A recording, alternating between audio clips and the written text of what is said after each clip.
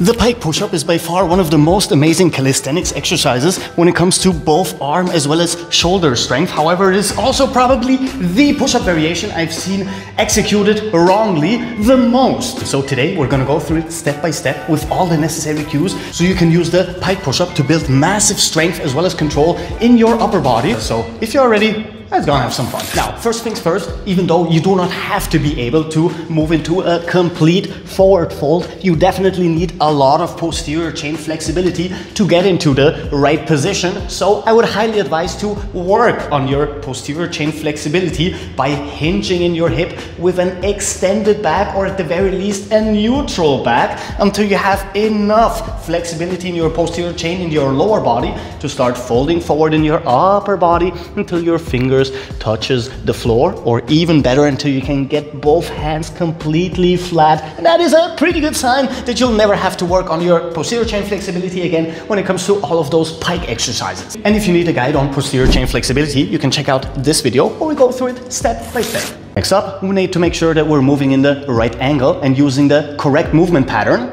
We are not moving in a straight downward line.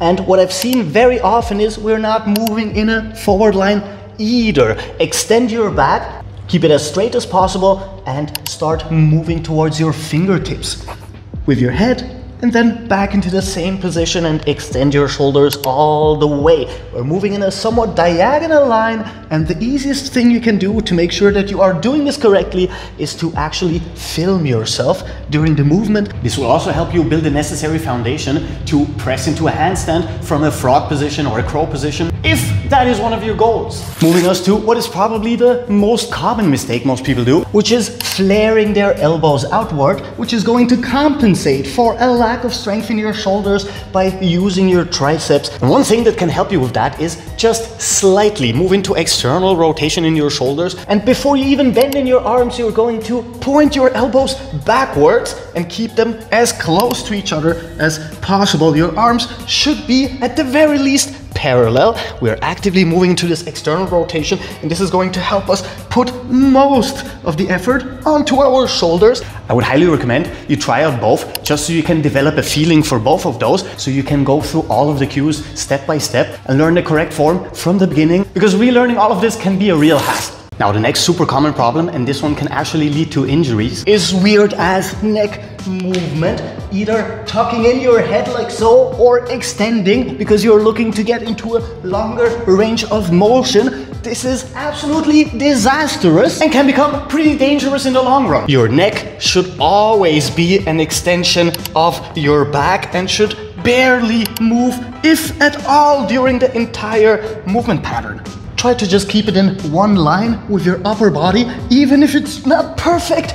That is still better than moving it up and down like so, especially when you are in an overhead position. Now, with all of our cues in place, let's check out a progression from very easy to somewhat advanced. And then we're gonna go through a couple of supplementary exercises that are gonna make this so much more effective. Starting with a tiny range of motion for scapular control. One of the most important things when it comes to calisthenics in general. Look for some sort of elevation for your hands. Get into your pike position, and instead of going through the entire range of motion, we just want to move between scapular depression and adduction, as well as scapular elevation and abduction, pulling your shoulder blades down and pulling them all the way up towards your ears. And this will help you work on scapular control, and is going to help you advance pretty much every single calisthenics exercise that is remotely connected to upper body movement patterns. That not only includes push-ups, but also pull-ups, handstands, and all sorts of things where your shoulder musculature is remotely involved. And then, of course, we have the classic, now perfectly executed pike push-up. Work your way up to 5 to 8 repetitions per set, and then we can start elevating our lower body. Hinge in our hip, move into external rotation, push our elbows backwards, and go through an even longer range of motion. And I can barely do the movement anymore after recording all of this, which is a testament to the amazingness of this exercise. As for the supplementary exercises, once again, we're going to go through a progression with the easiest but probably most important one of these exercises being in a quadruped position and extended scapular push-up. Pull your shoulder blades together once more and pull them apart. This is just so we can connect our motor neurons, work on our mind-muscle connection when it comes to scapular positioning. And of course, advancing that by elevating our knees and going through classic scapular push-ups.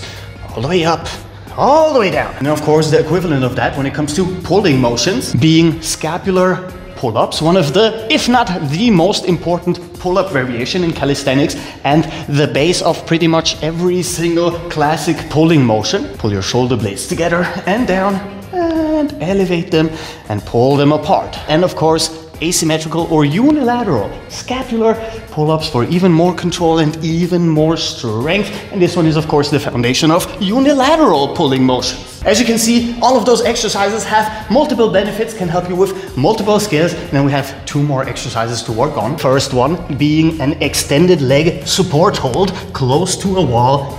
Elevate your scap and hold with long shoulders, extended arms and extended legs for up to 30 seconds at the minimum. This should be your beginner threshold to work on. And then the second exercise, open extended sways to the left and to the right. All we're doing is trying to put as much weight on one shoulder, hold it, and then switch to the other side. We're not working on balance at all by moving as close to the wall as we can and just on the necessary support hold strength for extended arm exercises. This will help you build the necessary strength and the necessary control for not only those pike push-ups, but also handstand exercises, if that is a direction you want to take.